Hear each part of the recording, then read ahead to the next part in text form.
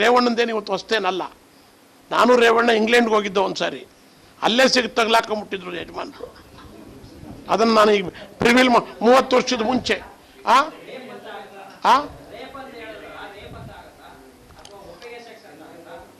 ಇಂಗ್ಲೆಂಡಲ್ಲಿ ಹೋಗಿ ಒಪ್ಪಿಗೆ ಮಾಡ್ಕೊಂಡಾರ. ಇಲ್ಲ, ಅದನ್ನು ಇಲ್ಲೇ ಹೇಳಿದ್ರೆ ಅದ್ರ ಟೇಸ್ಟ್ ಹೋಯ್ತದೆ. ಹಾಸನದಲ್ಲಿ ಇಬ್ರು ಅಲ್ಲಿ ಇದ್ರದ್ದು ಇಲ್ಲಿ ಇಂಗ್ಲೆಂಡ್ದು, ನಾನು ರೇವಣ್ಣ, ಅವ್ರ ಮನೆಯವರು, ನನ್ನ ಮನೆಯವರು, ಇನ್ನಿಬ್ರು ತಿಮ್ಮೇಗೌಡ ಮಂಗಲ್ದ, ನಿಮ್ಗಿಲ್ಲೇ ಸಿಗ್ತಾರೆ, ಅವ್ರನ್ನ ಕೇಳ್ಕೊಬೇಕು. ನೀವು ಕೇಳ್ಬೇಕು ಇದನ್ನ. ಮಂಗಲದ ತಿಮ್ಮೇಗೌಡರು ಸಾಕ್ಷಿ ಇದ್ದಾರೆ. ಅದಕ್ಕೆ SIT ಅವ್ರು ಏನಾರು ಅಲ್ಲೂ ಹೋಗಿ ಎನ್ಕ್ವೈರಿ ಮಾಡೋದಾದ್ರೆ ರೆಕಾರ್ಡಲ್ಲಿ ಸಿಗುತ್ತೆ.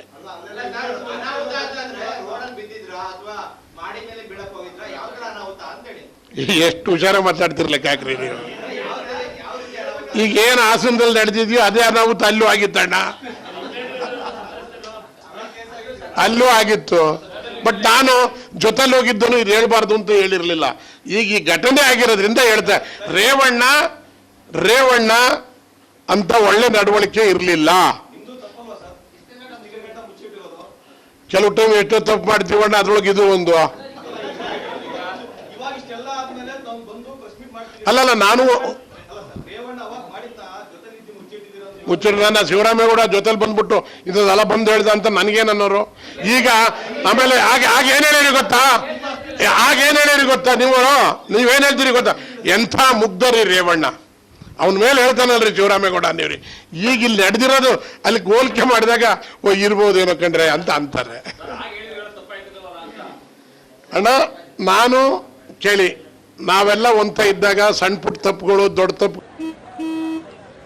ನಡಿ, ಈಗ ಶುರು ಮಾಡೋಣ. ಕೇಸರಿಯಿಂದ ಮನೋಲ್ಲಾಸ ಮನಸ್ಸು ಮತ್ತೇರಿ ಕುಣಿದಾಡಿದೆ ನೋಡು, ಮನಸ್ಸು ಮತ್ತೇರಿ ಕುಣಿದಾಡಿದೆ ನೋಡು.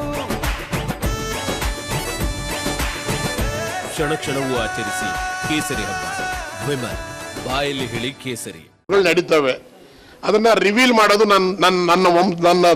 ನನ್ನ ವೃತ್ತಿ ಅಲ್ಲ. ಅದು ನನ್ನ ತಪ್ಪು ಆಗಿರ್ಬೋದು. ನಾನು ಯಾಕೆ ಈಗ ಹೇಳ್ತೇನೆ ಅಂದ್ರೆ, ಹಾಸನದಲ್ಲಿ ನಡೆದಿರ್ತಕ್ಕಂಥ ಅವ್ರ ಕುಟುಂಬಕ್ಕೆ ಆಗಿರ್ತಕ್ಕಂಥದ್ದು. ನಾನು ಇನ್ನೂ ಒಂದು ಮಾತು ಹೇಳ್ತೀನಿ.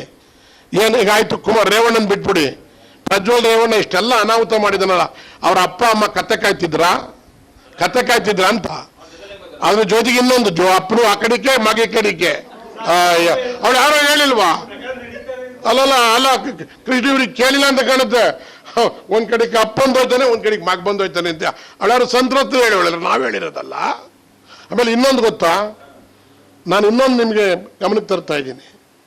SIT ರಚನೆ ಮಾಡಿದ್ದಾರೆ, ಅದನ್ನ ತನಿಖೆ ಆಗಲಿ, ಇದೆಲ್ಲ ಆಗಲಿ, ಇದ್ರ ಬಗ್ಗೆ ಯಾವುದು ಎರಡನೇ ಮಾತಿಲ್ಲ. ನರೇಂದ್ರ ಮೋದಿ ಅವರಿಗೆ ಮತ್ತು ಅಮಿತ್ ಶಾ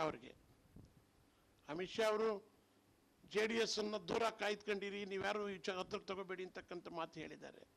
ನಾನು ಒತ್ತಾಯ ಮಾಡ್ತೀನಿ, NDA ಇಂದ ಈ ಮಿತ್ರ ಪಕ್ಷವನ್ನು ಹೊರಗೆ ಹಾಕಬೇಕು ಅನ್ನೋದನ್ನ ಒತ್ತಾಯ ಮಾಡ್ತೀನಿ. ನಾನು NDAನಲ್ಲಿ ಇರಲಿಕ್ಕೆ ನಾಲಾಯಕ್. ಒಂದು,